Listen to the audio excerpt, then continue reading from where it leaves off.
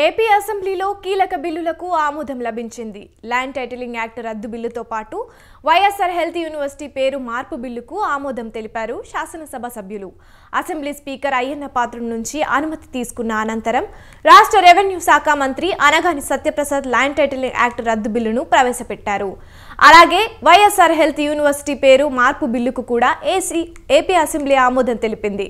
గతంలో ఎన్టీఆర్ హెల్త్ యూనివర్సిటీగా ఉన్న పేరును మార్చిన వైసీపీ ప్రభుత్వం వైఎస్ఆర్ యూనివర్సిటీగా మార్చింది. దీంతో ఆగ్రహించిన నాటి టీడీపీ పార్టీ అధికారంలోకి వచ్చి రాగానే పేరు మార్పు చేసింది.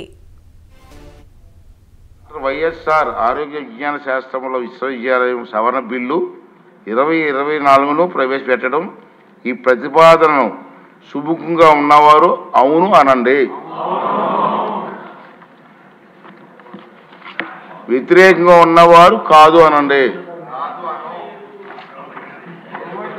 అందరూ కూడా అవును అన్నవారు అధికంగా ఉన్నారు కాబట్టి ఈ ప్రతిపాదన అధికంగా ఏకగ్రీవంగా ఉన్నారు కాబట్టి ఈ ప్రతిపాదన ఆమోదించబడింది. బిల్లు సభలో ప్రవేశపెట్టబడింది.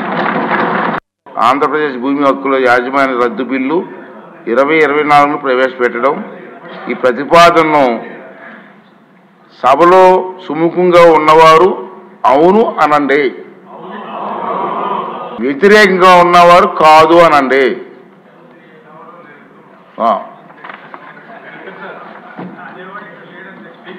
అవునన్న